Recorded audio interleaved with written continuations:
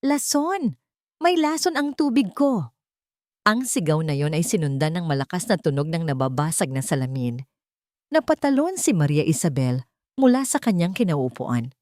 Sa isang iglap, ang tahimik na hapon sa loob ng mansyon ng mga Montero ay napuno ng tensyon. Nakita niya si Senyora Guadalupe na nanginginig sa takot. Ang mga mata nito ay nanlalaki habang nakaturo sa basag na florera sa sahig. Ang tubig at mga bulaklak ay nagkalat sa mamahaling Persian carpet. "Senyora, mahinahon po kayo," sabi ni Maria Isabel. Dahan-dahan siyang lumapit na parang isang hayop na sugatan ng kaharap. Iniwasan niya ang mga bubog sa sahig. "Walang lason. Ligtas po kayo dito." "Sinungaling! Gusto niyo akong patayin!"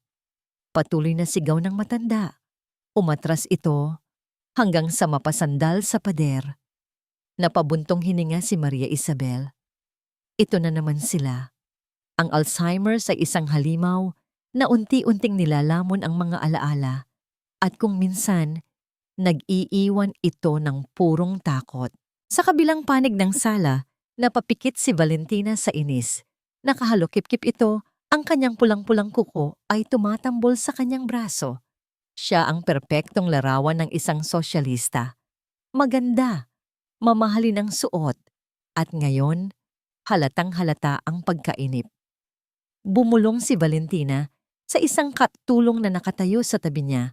Sapat lang ang lakas para marinig ni Maria Isabel. "Kailan ba natin dadalhin sa totoong mental hospital ang matandang to?" Isang matalim na kirot ang tumusok sa puso ni Maria Isabel. Gusto niyang sumagot. Gusto niyang ipagtanggol ang babaeng inaalagaan niya.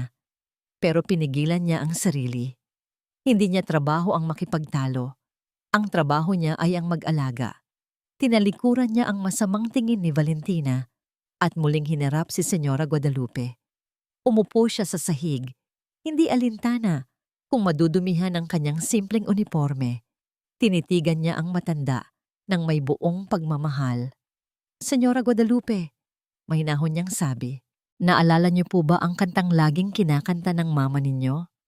Hindi sumagot ang matanda, pero bahagyang kumalma ang panginginig nito. Sinimulan ni Maria Isabel na humimig ng isang lumang kundiman. Ang boses niya ay hindi perpekto, pero puno ito ng init at sinseridad. "Dandansoy, bayaan ta ikaw. Pauli ako sa payaw."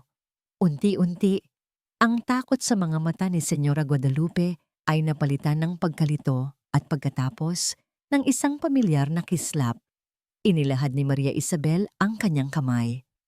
"Halika po, Senyora. Aalalayan ko kayo pabalik sa inyong upuan. Ligtas po kayo." Nag-alinlangan sandali ang matanda, bago dahan-dahang tinanggap ang kamay niya.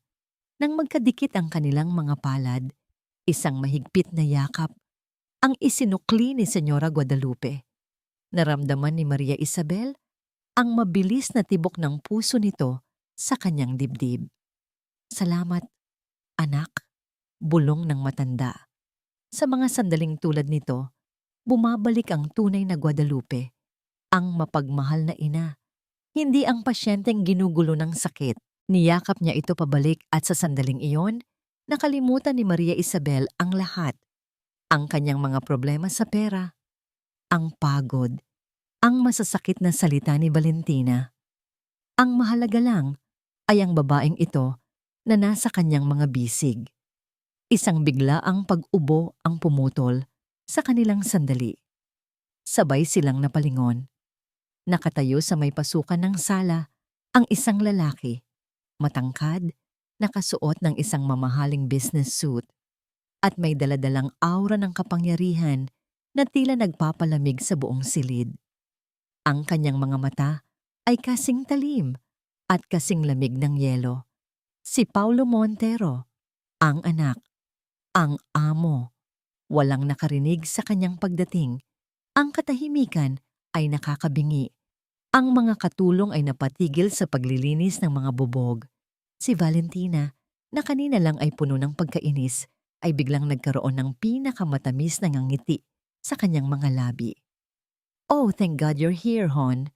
Sabi ni Valentina, ang boses ay malambing na ngayon. "Your mom, she's having one of her episodes again." Pero hindi kay Valentina nakatingin si Paulo. Ang mga mata niya ay naglakbay mula sa basag na plorera sa sahig sa nanginginig niyang ina na nakayakap pa rin kay Maria Isabel hanggang sa mismong mukha ni Maria Isabel. Naramdaman ni Maria Isabel ang pag-init ng kanyang pisngi. Pakiramdam niya ay kaya siyang basahin ng mga matang iyon na para bang nakikita nito ang lahat ng kanyang kahinaan at takot. Agad siyang bumitaw sa pagkakayakap at marahang tumayo. "Sir?" sabi niya, halos pabulong. Hindi pa rin nagsalita si Paulo. Naglakad siya papalapit. Bawat hakbang ng kanyang mamahaling leather shoes sa sahig na gawa sa marmol ay umalingaw-ngaw sa nakabibinging katahimikan. Huminto siya sa harap nilang lahat. Tumingin siya kay Valentina at sa unang pagkakataon, nagsalita siya. Ang boses niya ay kalmado, ngunit may isang bagay sa tono nito na nagpatindig ng balahibo ni Maria Isabel. "Umuwi ka na muna, Valentina. Ako na ang bahala dito." Nang makaalis si Valentina, ang bigat ng katahimikan sa sala ay halos nakakasakal. Inalalayan ni Maria Isabel si Señora Guadalupe na makaupo sa paborito nitong silya malapit sa bintana. Si Paulo naman ay nanatiling nakatayo. Ang kanyang presensya ay parang isang anino na nagpapadilim sa buong paligid. Pakitawag ang maintenance para ayusin ang carpet at pakidala ang merienda ni Mama sa kwarto niya. Utos ni Paulo sa mga katulong. Ang boses niya ay walang emosyon, parang isang CEO na nagbibigay ng direktiba sa kanyang mga empleyado. Tumingin siya kay Maria Isabel.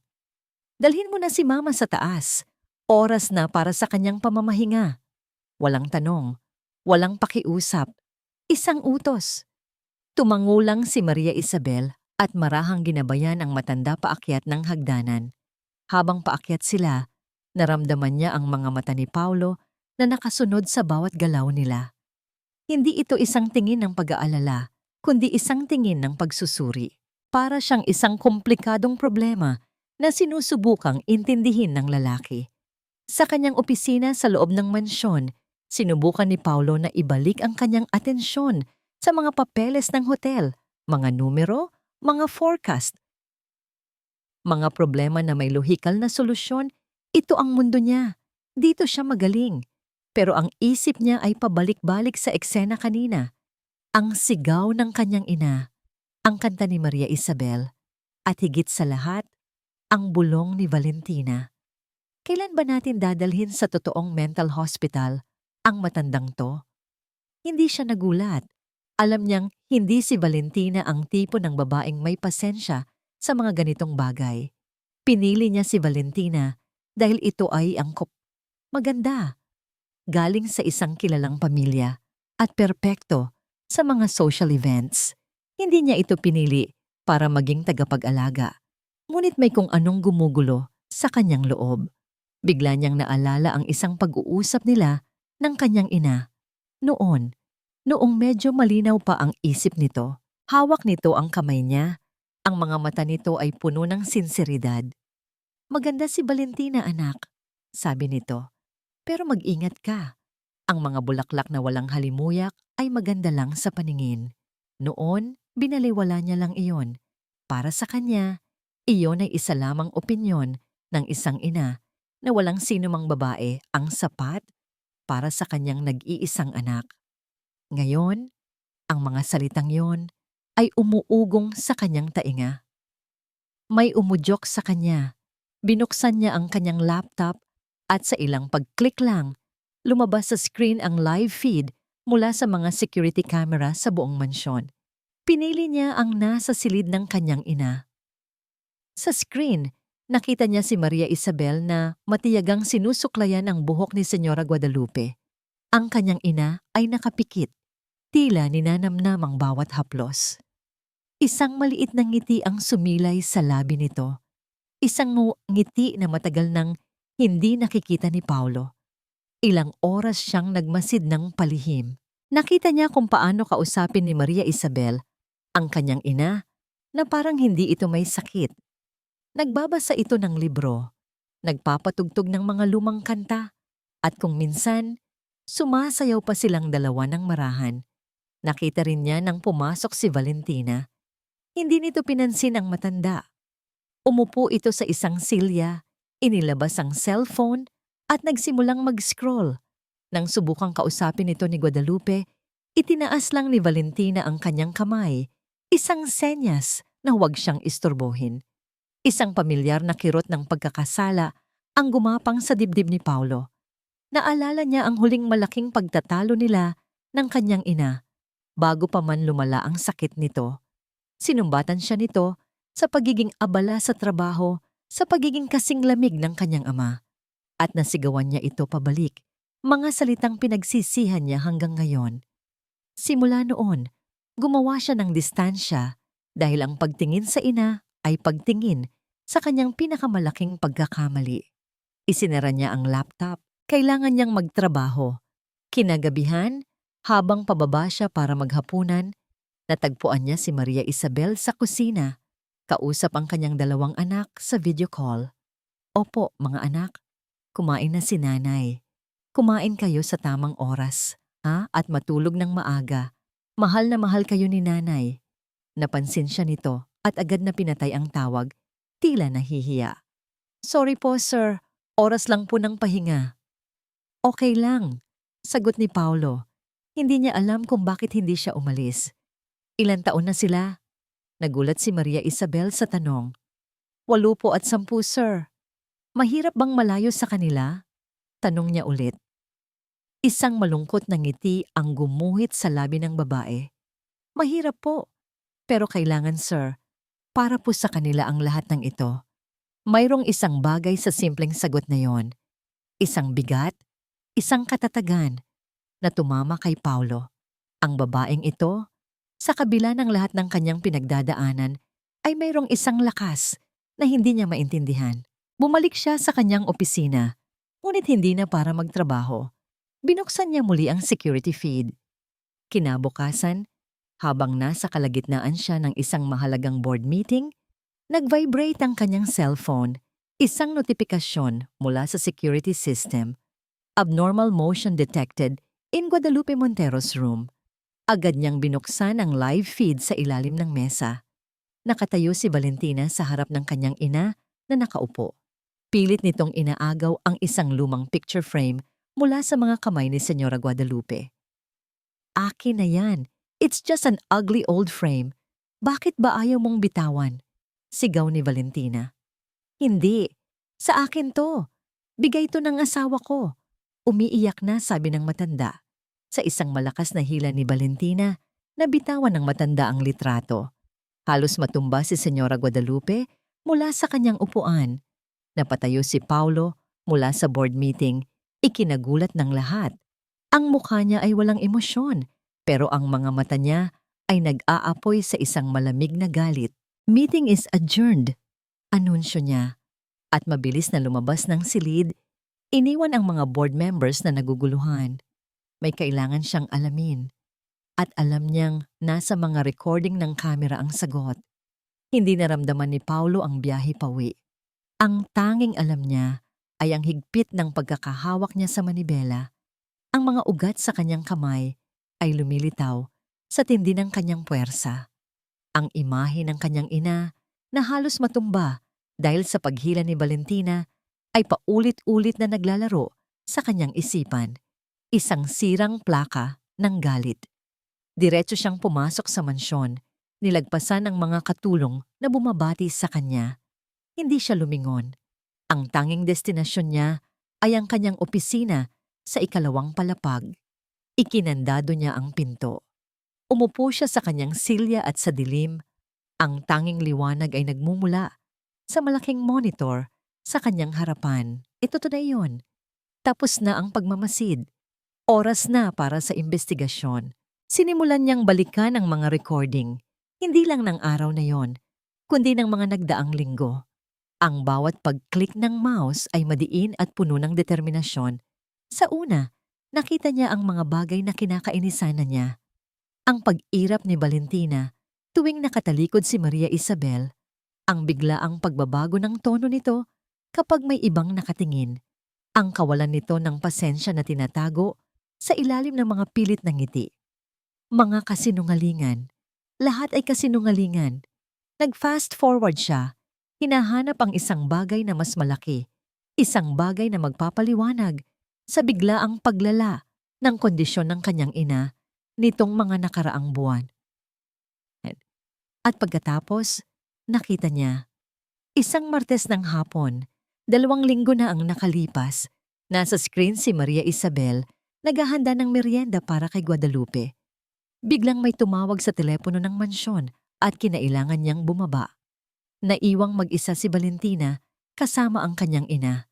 Iyon ang sandaling iyon. Tumingin muna si Valentina sa pasilyo. Tinitiyak na walang sino man ang darating.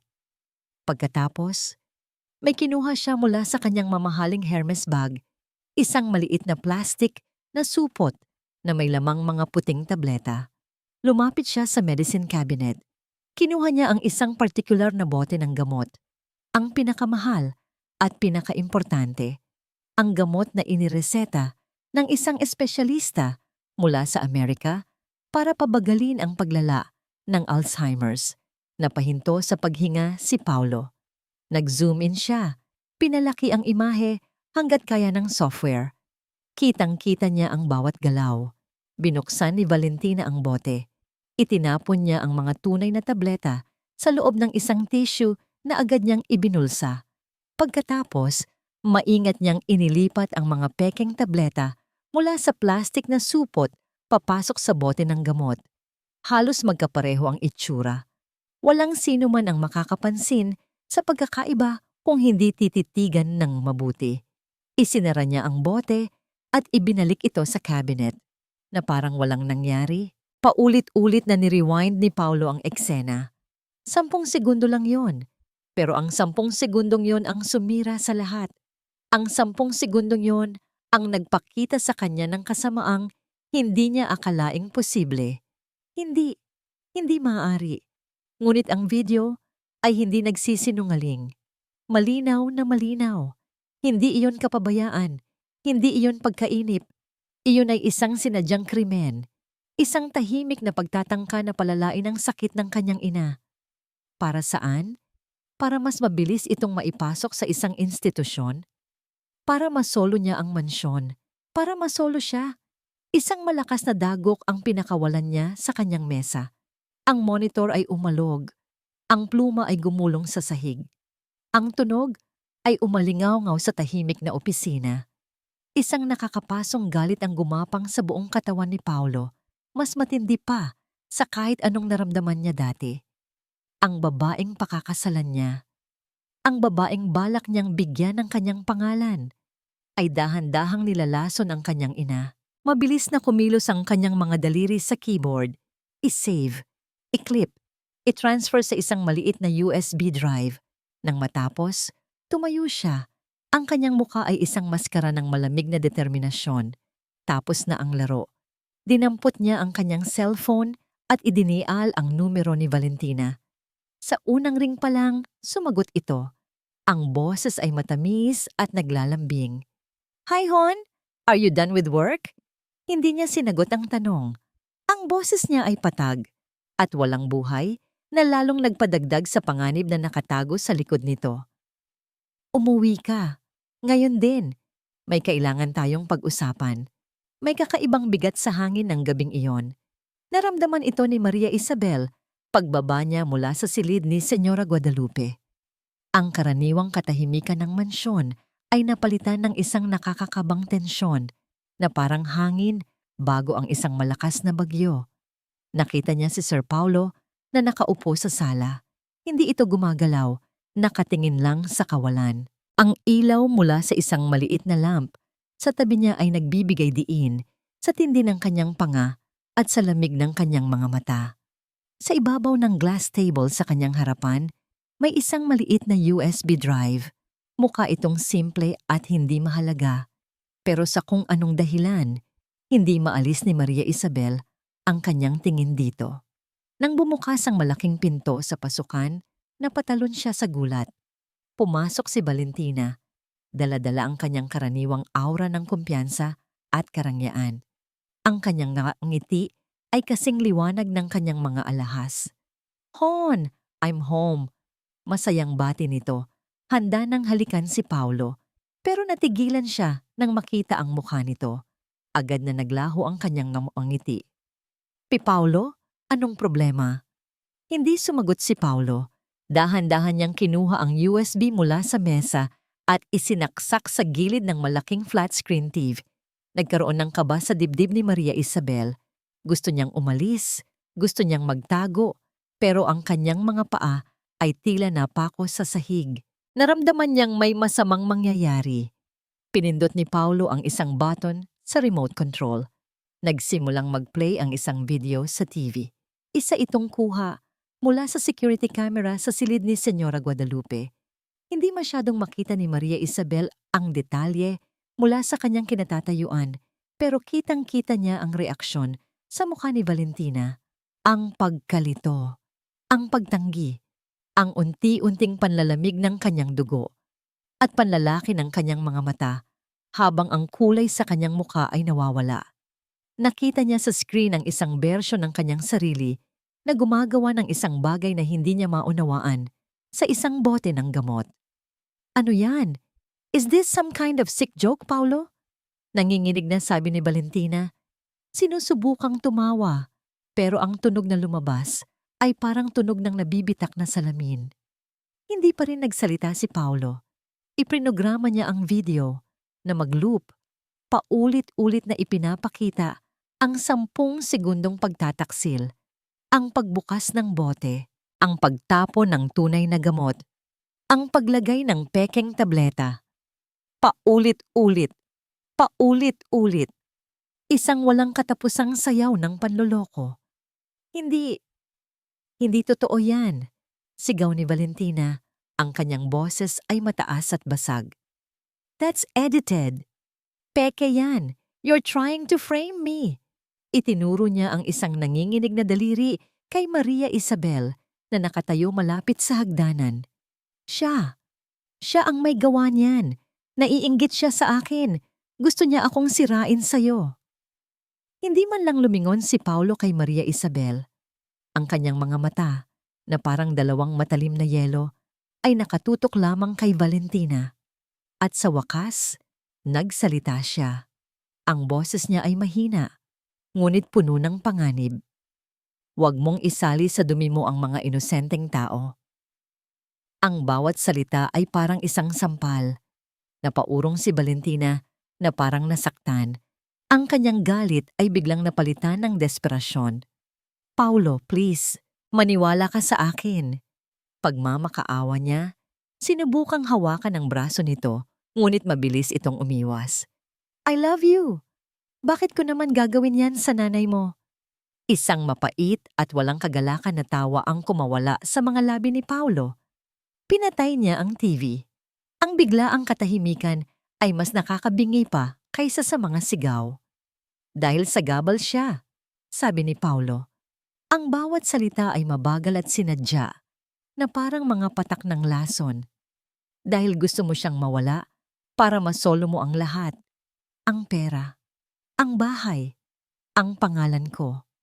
Sa sandaling iyon, naglaho ang lahat ng pagkukunwari ni Valentina.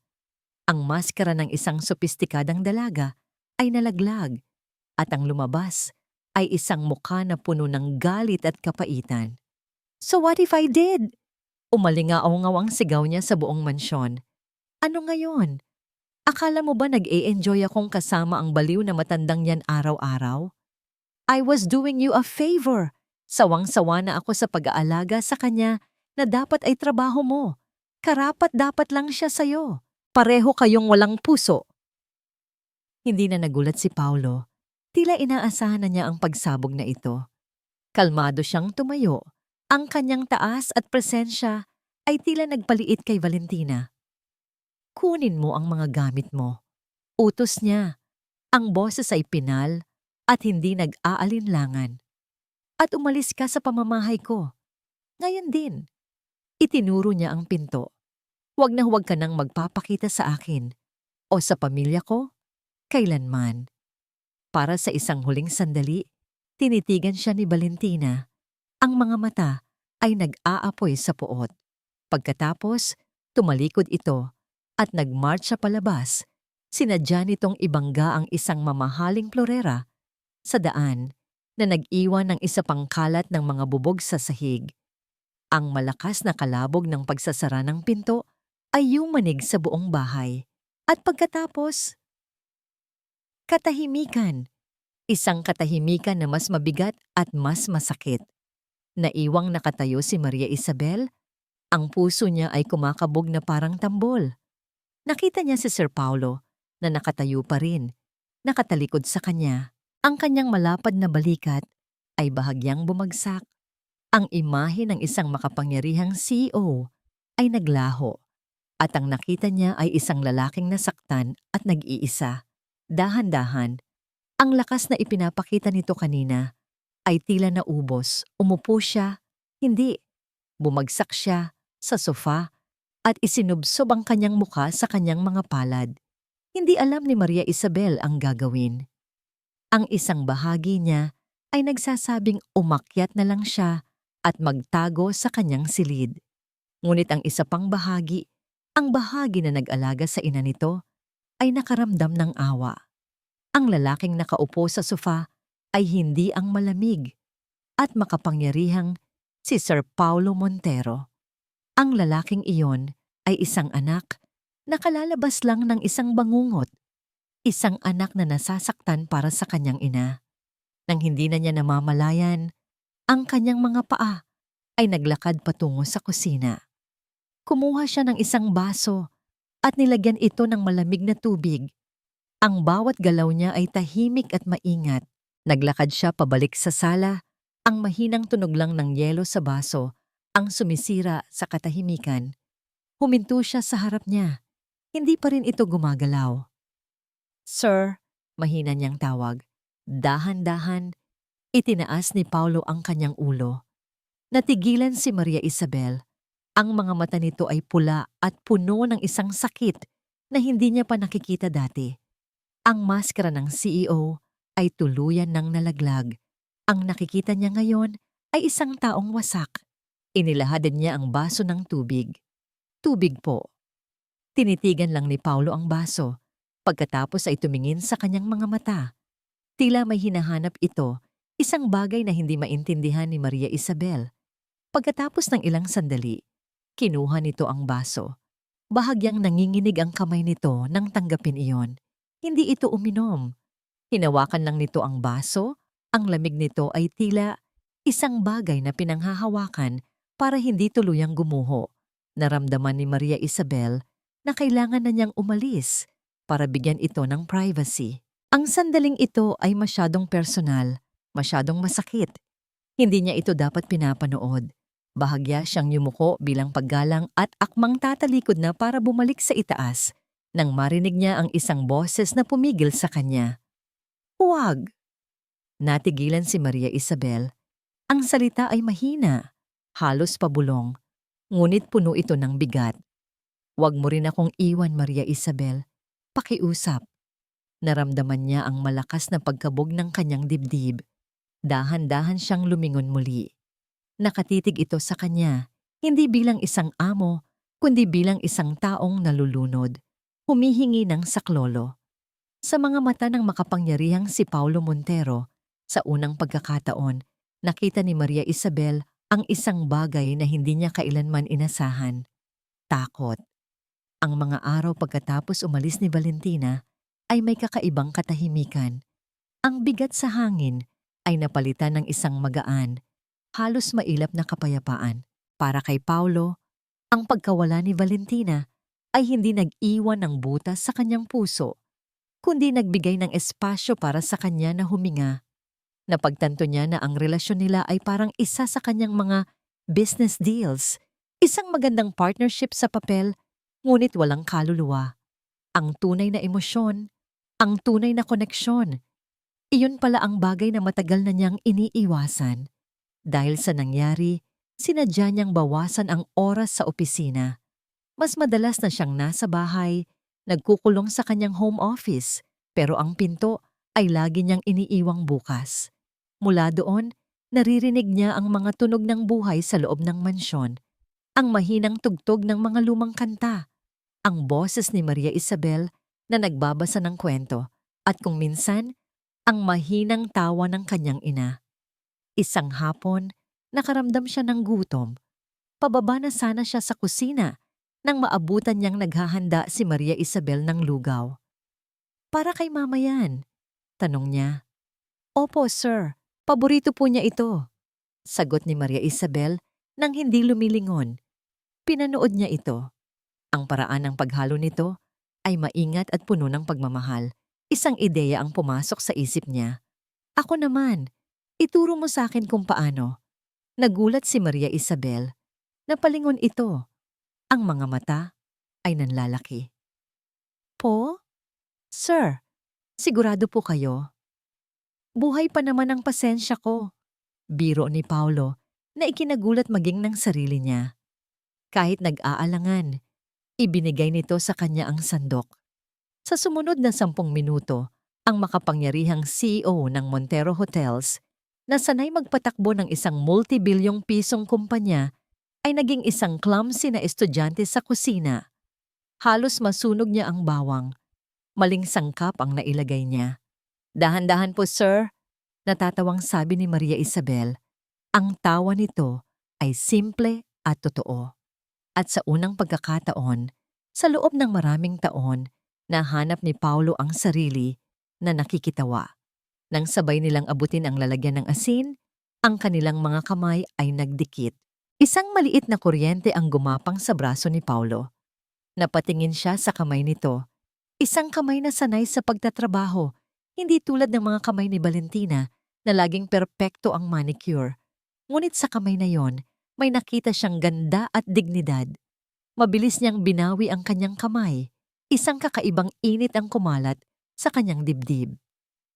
Sa mga sumunod na araw, mas naging malapit sila. Nalaman niya ang tungkol sa mga pangarap nito para sa kanyang mga anak. Nalaman din niya ang tungkol sa kanyang nakaraan, ang asawang nang iwan sa kanya para sa ibang babae, at ang malaking utang na iniwan nito sa kanya. Narinig niya ito isang gabi. May kausap sa telepono, halos pabulong na nakikiusap para sa isa pang palugit sa pagbabayad. Kinabukasan, habang nasa opisina, gumawa siya ng isang tawag sa kanyang abogado. "May ipapahanap akong pangalan," sabi niya. "Alamin mo ang lahat ng utang niya. Bayaran mo lahat. Ayusin mo." Tahimik lang. Ibinaba niya ang telepono. Sinabi niya sa sarili na ginawa niya iyon para wala nang iniisip si Maria Isabel at makapag-focus ito sa pag-aalaga sa kanyang ina. Pero sa kaibuturan ng kanyang puso, alam niyang may mas malalim na dahilan. Hindi niya kayang makita ang isang taong buo, ang loob, na nagdurusa ng dahil sa kasalanan ng iba. Isang weekend, dinalaw si Maria Isabel ng kanyang mga anak. Ang tahimik na mansyon ay biglang napuno ng buhay at sigla. Nakita ni Paulo kung paano nagliwanag ang mukha ni Maria Isabel at maging ang kanyang ina. Sa isang bihirang sandali ng kalinawan, si Senyora Guadalupe ay ngumiti at nakipaglaro sa mga bata. Pinanood sila ni Paulo mula sa malayo at isang pakiramdam ng inggit at pangungulila ang bumalot sa kanya. Ito ang pamilya. Ito ang init na hindi kayang bilhin ng pera. "Tito, laro po tayo," tawag sa kanya ng bunsong anak ni Maria Isabel. Bago pa siya makatanggi, nasa gitna na siya ng isang laro ng habulan sa malawak na hardin. At sa gitna ng pagod at halakhak, naramdaman ni Paulo ang isang kaligayahan na simple, totoo, at matagal na niyang kinalimutan. Nang gabing iyon, matapos mapatulog ang mga bata at si Senyora Guadalupe, nakita niya si Maria Isabel na tahimik na nakaupo sa isang bench sa hardin, nakatingin sa mga bituin. Nilapitan niya ito at umupo sa tabi niya. "Salamat," sabi ni Paulo. "Para po saan, sir?" para sa lahat. Sagot niya, ang boses ay mas sincero kaysa dati. Ginising mo ako sa isang mahabang pagkakatulog. Isang komportableng katahimikan ang namagitan sa kanila. Ang hangin ay malamig at ang hangay amoy ng mga bulaklak ng Dama de Noche. Naramdaman ni Paulo ang isang malakas na pagnanais na abutin ang kamay nito, na hawakan ito, na iparamdam dito na hindi na ito nag-iisa. Dahan-dahan, itinaas niya ang kanyang kamay. Palapit na ito nang palapit sa kamay ni Maria Isabel na nakapatong sa bench. 1 pulgada na lang ang pagdahan-dahan, itinaas niya ang kanyang kamay. Palapit na ito nang palapit sa kamay ni Maria Isabel na nakapatong sa bench. 1 pulgada na lang ang pagitan. Ang puso niya ay kumakabog ng malakas sa kanyang dibdib, isang ritmong matagal na niyang hindi naramdaman. At sa sandaling iyon, isang matinis na tunog ang sumira sa mahikang nabubuo. Ang cellphone ni Paulo. Napamura siya sa kanyang isipan. Agad niyang kinuha ang telepono mula sa kanyang bulsa para patayin ito. Ngunit nakita niya ang pangalan ng tumatawag. Si Marco, ang pinuno ng kanyang PR department. Bihira itong tumawag ng ganitong oras kung hindi isang emergency. May pag-aalinlangang sinagot niya ito. Marco, what is it? Narinig niya ang nag-aalalang boses sa kabilang linya. Sir, I'm sorry to disturb you this late. Mayroong paghinto na lalong nagpakaba kay Paulo. Sir, may kumakalat na article online, isang blind item. Pero malinaw na kayo ang tinutukoy. Napakunot ang noo ni Paulo. Anong blind item? Tungkol po sa isang billionaire hotel tycoon na hiniwalayan ng kanyang socialite fiancé. Nagatubili si Marco. Para sa isang caregiver. Ang mahika ng gabing iyon sa hardin ay naglaho na parang bula. Pagkatapos ng tawag sa telepono, agad na nagbago ang anyo ni Paulo. Ang init at lambing sa kanyang mga mata ay napalitan ng pamilyar na lamig at talas. Tumayo siya, hindi na muling tumingin sa kanya at naglakad pabalik sa loob ng mansyon. May kailangan lang akong asikasuhin, sabi nito bago siya iwanang mag-isa sa dilim. Naramdaman ni Maria Isabel ang panlalamig ng hangin. Ang sandaling iyon, ang muntik na pagdampi ng kanilang mga kamay, ay isa na lang ngayong alaala na hindi niya sigurado kung totoo ba o imahinasyon lang niya. Kinabukasan, nagsimula ang lahat. Napansin niya ang mga pabulong-bulong ng ibang mga katulong, ang mga tingin na puno ng awa o kung minsan, puno ng panghuhusga. Isang kasambahay na malapit sa kanya ang lumapit. Hawak ang cellphone na nito. Ang muka ay puno ng pag-aalala. Ate Isabel, nakita mo na ba ito? Ipinakita nito sa kanya ang isang article mula sa isang sikat na gossip website. Ang headline ay malaki at mapanira. Mababang loob na caregiver o ahas na manggagamit. Nasa ilalim nito ang isang larawan niya na malinaw na kinuha ng palihim habang naglalakad siya sa labas ng mansyon isang araw. Sa tabi nito, isang magandang larawan ni Paulo at Valentina mula sa isang party. Nanlamig ang kanyang mga kamay habang binabasa ang mga salita. Ang article ay hindi nagbanggit ng pangalan, pero bawat detalye ay tumuturo sa kanila. Ipininta nito ang isang larawan ng isang desperada at tusong babae na ginamit ang kanyang posisyon para sirain ang isang perpektong relasyon. Hindi po totoo yan, ate, sabi ng kasambahay.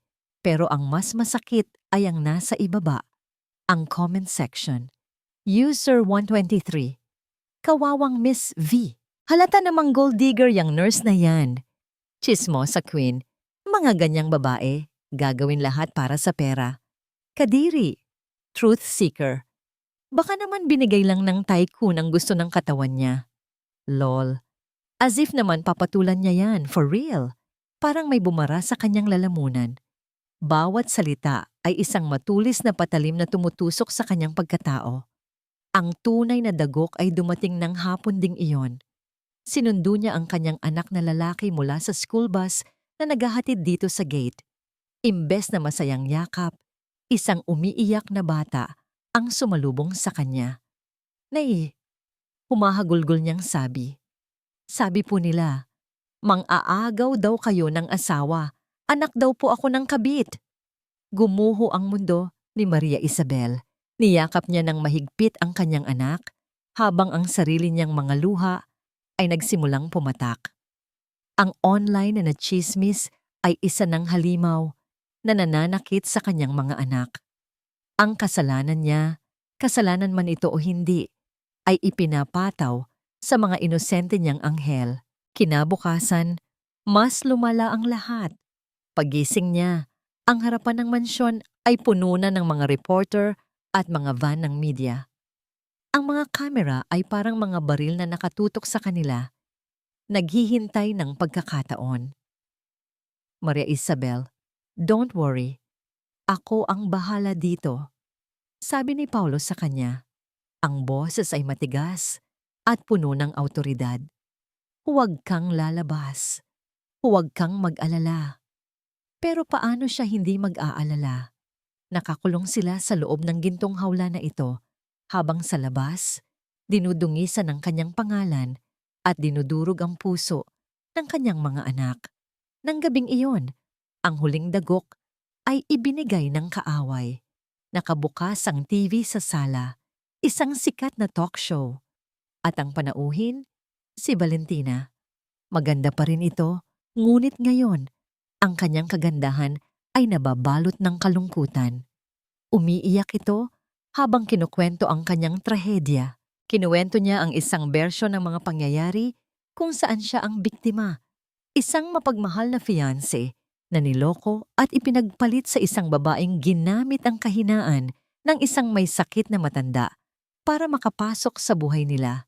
Siya ay mahusay, isang perpektong aktres. Ang buong bansa ay nakikinig at ang buong bansa ay naniniwala.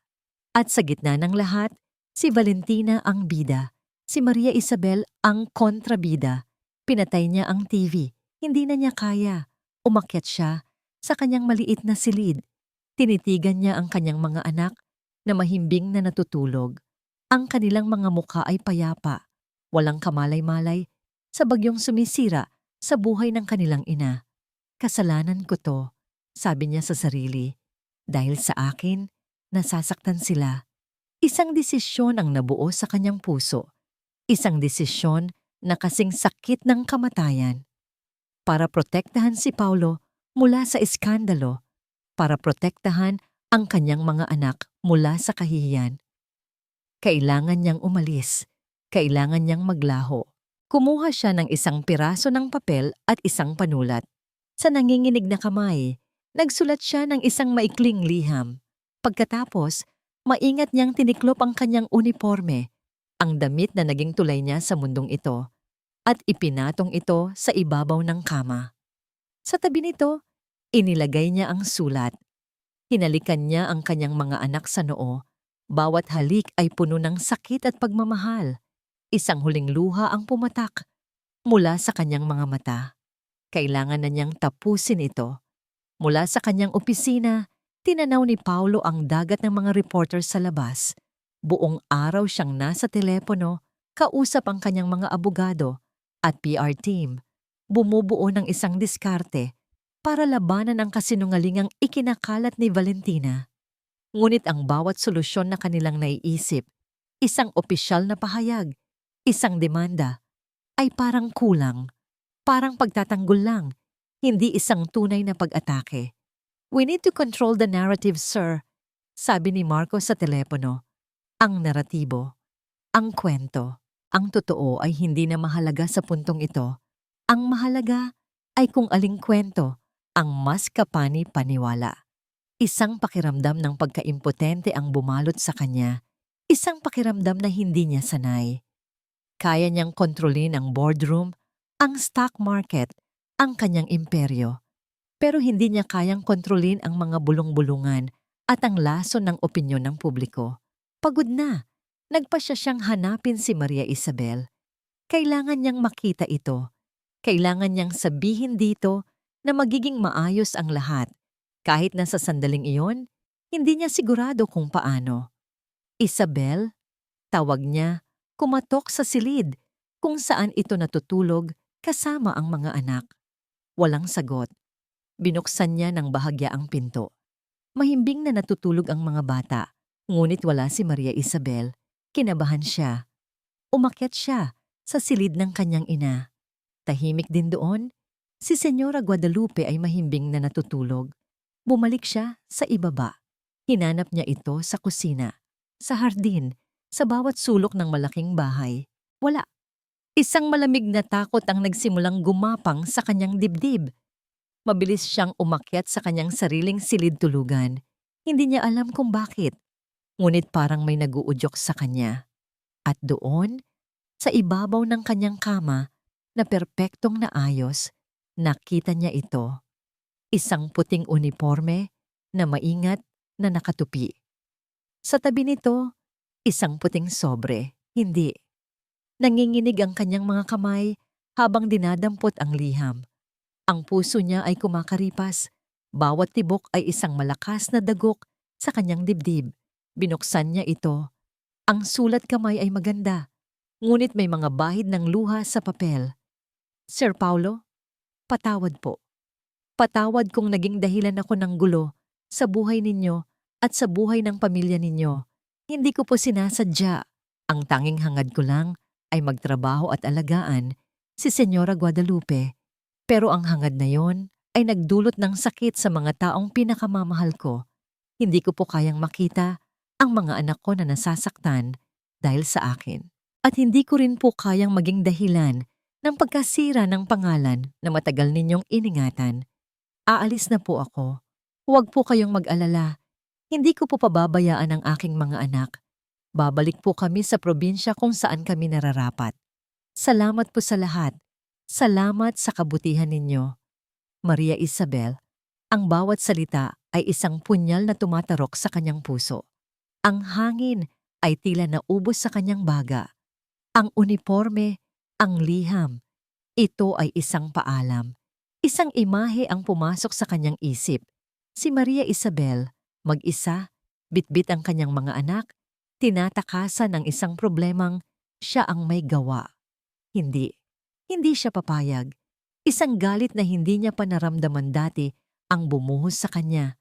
Galit kay Valentina, galit sa media, at higit sa lahat, galit sa sarili niya. Paano niya hinayaang mangyari ito? Paano niya hinayaang maramdaman ni Maria Isabel na kailangan nitong tumakas? Tumakbo siya palabas ng silid.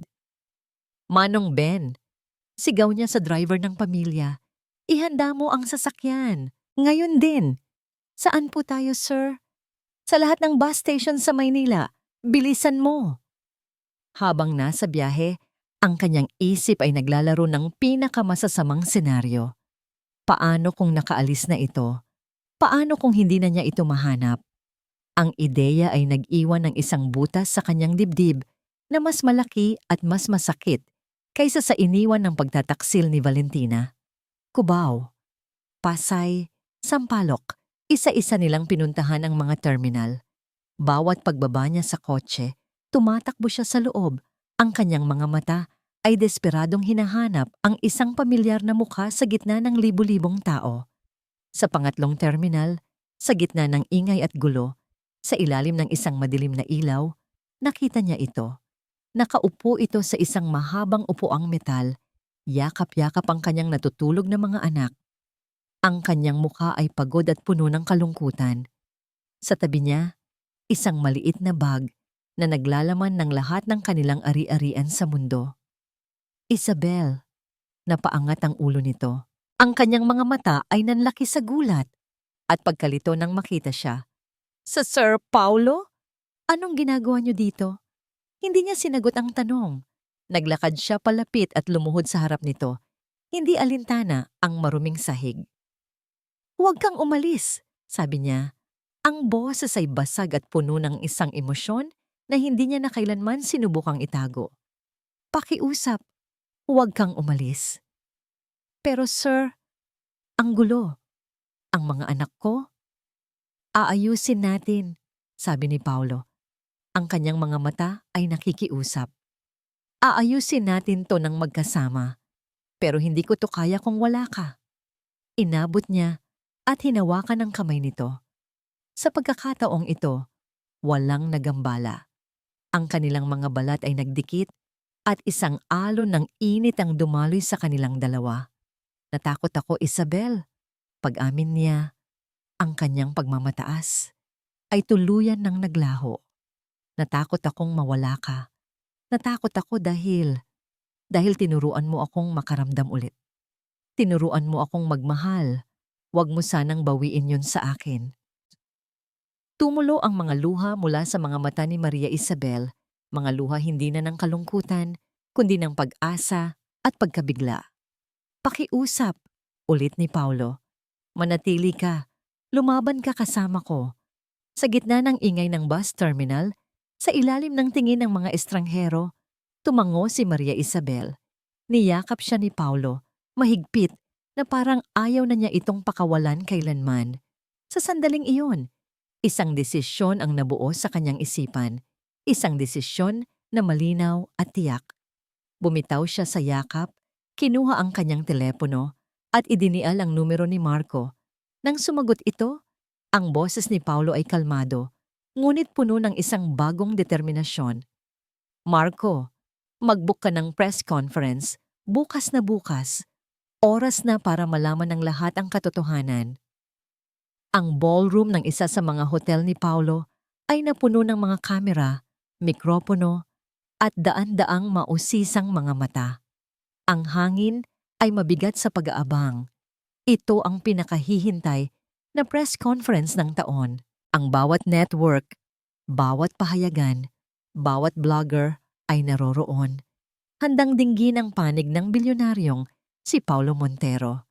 Sa backstage, nanginginig ang mga kamay ni Maria Isabel.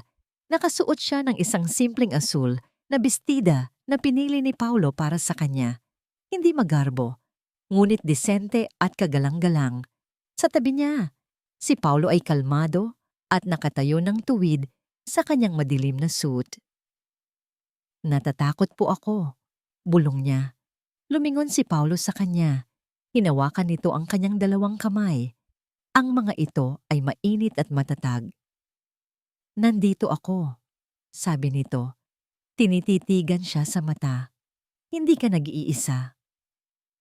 Ilang sandali pa, tinawag na ang pangalan niya.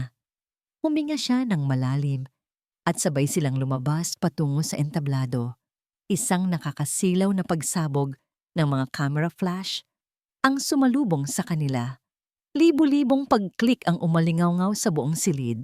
Umupo si Paulo sa gitna ng isang mahabang mesa, habang si Maria Isabel ay dinala sa isang upuan sa gilid.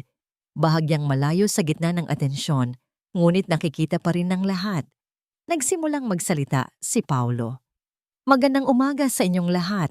Salamat sa pagdalo. Simula niya, ang kanyang boses ay malinaw at malakas, umaabot sa bawat sulok ng ballroom. Hindi na ako magpapaligoy-ligoy pa. Tinawag ko kayo rito ngayon para linawin ang mga bagay-bagay at para sabihin sa inyo ang katotohanan. Isang katahimikan ang bumalot sa lahat. Totoo na ang engagement ko kay Miss Valentina de Villa ay tapos na, ngunit hindi ito dahil sa isang third party o sa anumang kasinungalingang kanyang ikinalat. Kinuwento niya ang lahat. Hindi niya binanggit ang tungkol sa mga pekeng gamot. Iyon ay isang legal na kaso na haharapin niya ng pribado. Ngunit isinalaysay niya ang tungkol sa pagpapabaya at emosyonal na pag-abuso na natuklasan niya sa pamamagitan ng mga security camera. Ikinuwento niya ito hindi bilang isang akusasyon, kundi bilang isang malungkot na katotohanan. Natuklasan ko na ang taong akala kong mamahalin ko ay hindi pala ang taong nararapat para sa aking ina at higit sa lahat, para sa akin. Ang desisyon na tapusin ang aming relasyon ay desisyon ko at ako lang ang may pananagutan dito. Pagkatapos, ang kanyang tingin ay lumipat kay Maria Isabel. Isang bahagyang ngiti ang sumilay sa kanyang mga labi. Sa gitna ng lahat ng ito, May isang tao akong nakilala, isang taong nagpakita sa akin ng tunay na kahulugan ng pag-aalaga, sakripisyo, at pagmamahal na walang hinihintay na kapalit. Isang taong nagtatrabaho nang walang kapaguran, hindi para sa pera o katanyagan, kundi dahil sa isang pusong puno ng kabutihan. Ang mga kamera ay nagsimulang lumingon kay Maria Isabel. Naramdaman niya ang pag-init ng kanyang pisngi. Napayuko siya, hindi kayang salubungin ang libu-libong mga tingin. Ang babaeng yun, pagpapatuloy ni Paulo, ang kanyang boses ay nagkaroon ng init at emosyon, ay si Miss Maria Isabel Ramirez. At oo, sabi niya, tinitingnan ng bawat isang reporter sa silid. Mahal ko siya. Mahal ko siya dahil sa kanyang lakas. Mahal ko siya dahil sa kanyang integridad. At mahal ko siya dahil ipinaalala niya sa akin ang isang bagay na matagal ko nang kinalimutan, na ang mga pinakamahalagang bagay sa buhay ay ang mga bagay na hindi nakikita ng mata. Isang bulungan ang kumalat sa buong ballroom. Dahil dito, sabi ni Paulo, tumatayo. Bilang pagbibigay pugay sa kanya at sa libu-libong mga caregiver na tulad niya na tahimik na nagsasakripisyo araw-araw, nalulugod kong ipahayag ang pagtatatag ng isang bagong pundasyon. Isang malaking screen sa likod niya ang umilaw. Nakasulat dito ang mga salitang, Valor Invisible, ang halaga ng hindi nakikita. Isang pundasyon para sa mga tagapag-alaga ng nakatatanda. Ang Valor Invisible Foundation ay magbibigay ng suportang pinansyal, emosyonal at edukasyonal sa mga bayaning ito na madalas nating nakakalimutan. Dahil ang kanilang halaga ay hindi nakikita, ngunit ito ang nagbubuklod sa ating mga pamilya at sa ating lipunan. Pagkatapos, sa isang galaw na ikinagulat ng lahat, bumaba si Paulo sa entablado. Naglakad siya palapit kay Maria Isabel. Inilahad niya ang kanyang kamay. Halika, bulong niya. Nanginginig, tinanggap ni Maria Isabel ang kanyang kamay at tumayo. Inakay siya ni Paulo pabalik sa gitna ng entablado, sa harap ng buong mundo. Itinaas niya ang kanilang magkahawak na kamay. Hindi siya isang manggagamit. Hindi siya isang kontrabida. Deklara ni Paulo. Ang kanyang boses ay umalingaw-ngaw sa buong silid. Siya po ang inspirasyon. Siya po ang valor invisible ng buhay ko. Ang pagsabog ng mga flash ng kamera ay nakakabingi. Ngunit sa pagkakataong ito, hindi na natakot si Maria Isabel. Tumingin siya kay Paulo at sa ngiti nito, nakita niya ang kanyang tahanan. Ilang buwan ang lumipas. Sa pagbubukas ng unang community center ng Valor Invisible Foundation, ang hangin ay puno ng pag-asa. Si Paulo at Maria Isabel ay magkatabing nakatayo, pinapanood ang mga matatanda at ang kanilang mga tagapag-alaga na masayang nag-uusap. Sa isang sulok, si Senyora Guadalupe ay nakaupo sa kanyang wheelchair, mas malinaw ang isip at mas masaya. Kalaro niya ang dalawang anak ni Maria Isabel na tumatawag na sa kanya ng Lola Guadalupe. Lumapit si Paulo at inakbayan si Maria Isabel. Masaya ka ba? Tanong niya. Tumingala si Maria Isabel sa kanya, ang kanyang mga mata ay nagniningning. Sobra, sagot niya. Hindi nila alam kung ano ang eksaktong dala ng bukas. Ang pag-aalaga kay Guadalupe ay isang panghabang buhay na paglalakbay.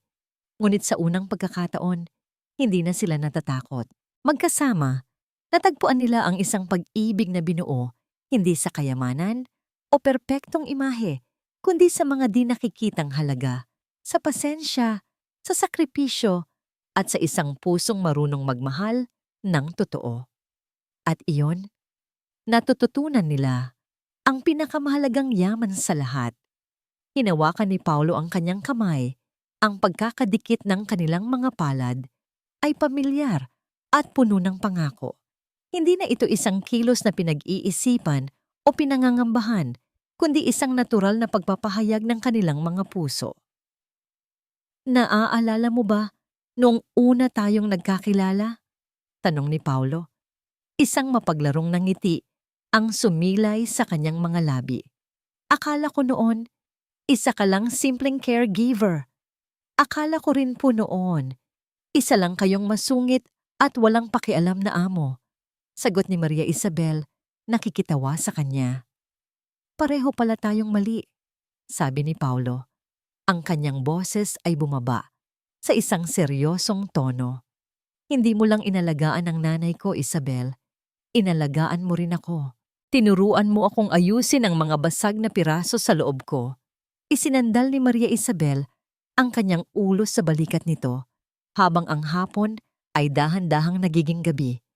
Pinanood nila ang paglubog ng araw. Ang mga kulay kahel at lila nito ay nagpipinta sa kalangitan. Isang magandang tanawin na madalas nilang nakakaligtaan noon dahil sa sarili nilang mga bagyo. Lahat tayo may mga sugat, Paulo. Mahinang sabi niya. Ang mahalaga ay kung paano natin hinahayaang gamutin ito ng pagmamahal. Sa kanilang harapan, narinig nila ang masayang halakhak ng mga anak niya at ni Senyora Guadalupe. Ang tunog na yon, para sa kanila, ay mas matamis pa sa kahit anong musika, mas mahalaga pa sa kahit anong papuri mula sa mundo. Ang kanilang kwento ay hindi natapos sa press conference. Doon pa lang ito nagsimula. Ang daan sa hinaharap ay hindi laging magiging madali. Ngunit ngayon, alam na nila na anumang hamon ang dumating, haharapin nila ito ng magkasama. Dahil ang tunay na halaga ay hindi nasusukat sa kung ano ang meron ka, kundi sa kung sino ang kasama mong lumalaban. At sa piling ng isa't isa, natagpuan nila ang isang kayamanan na hindi mananakaw at hindi maluluma. Isang pag-ibig na nagbibigay halaga sa mga bagay na hindi nakikita. Makalipas ang 2 taon, sa parehong hardin kung saan minsan ay halos nagdampi ang kanilang mga kamay sa gitna ng takot at pag-aalinlangan. Magkatabi na ngayong nakaupo sina Paulo at Maria Isabel. Ang mansyon na dating simbolo ng kalungkutan at pagkakasala ay isa na ngayong masayang tahanan. Puno ng tawanan ng mga bata at ng init ng isang tunay na pamilya. Hinawakan ni Paulo ang kamay ng kanyang asawa. Mahal, tawag niya rito. At sa isang salitang yon, nakapaloob ang lahat ng kanilang pinagdaanan at lahat ng kanilang pangarap para sa hinaharap. May kinuha si Paulo mula sa kanyang bulsa. Isang maliit na kahon. Hindi ito malaki o magarbo. Para sa'yo, sabi niya. Binuksan ito ni Maria Isabel. Sa loob, may isang simpleng silver na locket. Maganda ito sa kanyang pagiging simple. Nang buksan niya ang locket, wala siyang nakitang litrato. Sa halip, may mga salitang nakaukit sa loob, maliliit ngunit malinaw. Ang aking valor invisible na ramdaman ni Maria Isabel ang pag-init ng kanyang mga mata. Naluha siya, hindi dahil sa lungkot, kundi dahil sa isang kaligayahang hindi niya akalaing posible. Nakita ko noon, ang halaga mo, Isabel, sabi ni Paulo. Hinahaplos ang kanyang pisngi. At hanggang ngayon, araw-araw, yan pa rin ang nakikita ko. Tumingin sila sa isa't isa at sa kanilang mga mata, ang buong kwento ng kanilang pag-ibig ay nakasulat. Isang kwento ng pagpapatawad, pagbangon, at paghahanap ng liwanag sa gitna ng dilim. Ang kanilang pag-ibig ang naging pundasyon, hindi lang ng isang charity, kundi ng isang buhay na mas makabuluhan kaysa sa anumang yaman. At sa kanilang kwento, ang pinakadakilang yaman ay hindi na kailanman naging invisible. Nakikita ito sa bawat ngiti, naririnig sa bawat halakhak, at nararamdaman sa bawat tibok ng kanilang mga pusong nagmamahalan.